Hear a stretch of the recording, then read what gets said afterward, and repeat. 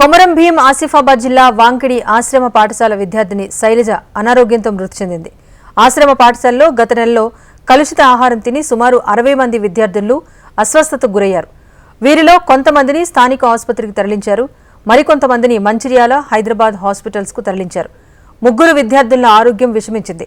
వీరిలో 2 విద్యార్థులను కోలుకోగా శైలజ అనే విద్యార్థిని పరిస్థితి మరింత విషమించి కన్నుమూసింది. వాంకిడి గిరిజన ఆశ్రమ పాఠశాల విద్యార్థి మరణానికి ప్రభుత్వమే బాధ్యత వహించాలని మాజీ మంత్రి బీఆర్ఎస్ ఎమ్మెల్యే డిమాండ్ చేశారు. విద్యార్థిని శైలజ తల్లిదండ్రులకు సీఎం రేవంత్ రెడ్డి గుండెకోత మిగిల్చారంటూ ఆవేదన వ్యక్తం చేశారు. తోటి విద్యార్థులతో ఆడుతూ పాడుతూ పాఠాలు నేర్చుకోవాల్సిన చిన్నారి విషాహారం తిని కన్నుమూయటం కలచివేసిందన్నారు. గిరిజన విద్యార్థిని కుటుంబానికి 50 లక్షల రూపాయల ఎక్స్గ్రేషియో చెల్లించాలని హరీష్ రావు డిమాండ్ చేశారు.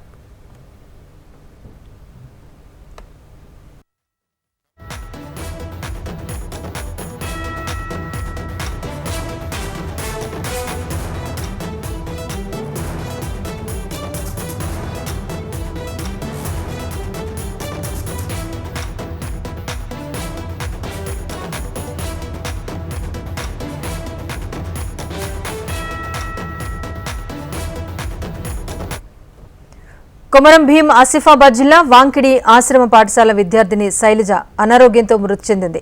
ఆశ్రమ పాఠశాలలో గత నెలలో కలుషిత ఆహారం తిని సుమారు 60 మంది విద్యార్థులు అస్వస్థతకు గురయ్యారు. వీరిలో కొంతమందిని స్థానిక ఆసుపత్రికి తరలించారు. మరికొంతమందిని మంచిర్యాల, హైదరాబాద్లోని ఆసుపత్రులకు తరలించారు. ముగ్గురు విద్యార్థుల ఆరోగ్యం విషమించింది.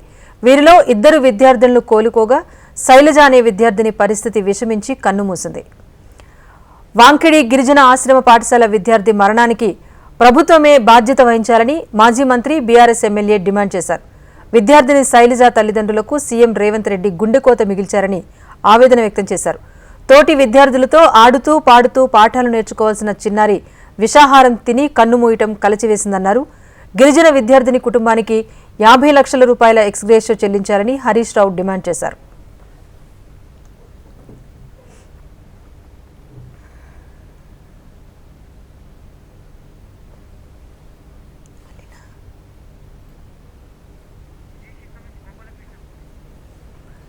కొమరంబాద్ ఆసిఫాబాద్ జిల్లా వాంకిడి ఆశ్రమ పాఠశాల విద్యార్థిని శైలజ అనారోగ్యంతో మృతి చెందింది. దీనిపై ప్రభుత్వ అధికారులు ఎవరైనా స్పందించారా లేదా? దీనికి సంబంధించి అప్డేట్ రీజనల్ కోఆర్డినేటర్ గోపాలకృష్ణ అందిస్తారు. గోపాలకృష్ణ. విశ్వేశ్వరి, గత 25 రోజులుగా వైద్యం అందిస్తూ ఆమెను బతికించేందుకు తీవ్ర ప్రయత్నం చేశారని చెప్పుకోవచ్చు. కానీ నిమ్స్ లో వెంటిలేటర్ పై చికిత్స పొందుతూ శైలజ మృతి చెందింది. ఇప్పటికే రాష్ట్ర రాజకీయాల్లో సంచలనంగా మారింది వ్యవహారం.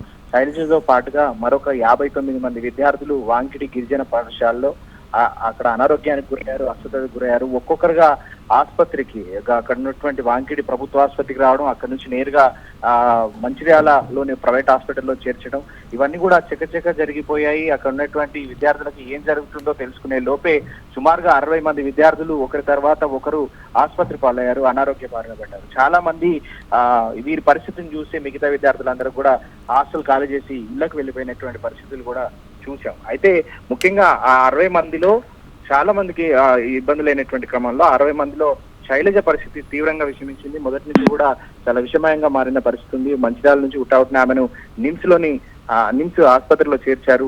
మెరుగైన వైద్యం అందించేటువంటి ప్రయత్నం అయితే జరిగిందని చెప్పుకోవచ్చు. కానీ ఆమె ఆరోగ్యం పూర్తిగా విషమించడంతో గత కొన్ని రోజులుగా వెంటిలేటర్ పైనే ఉంది.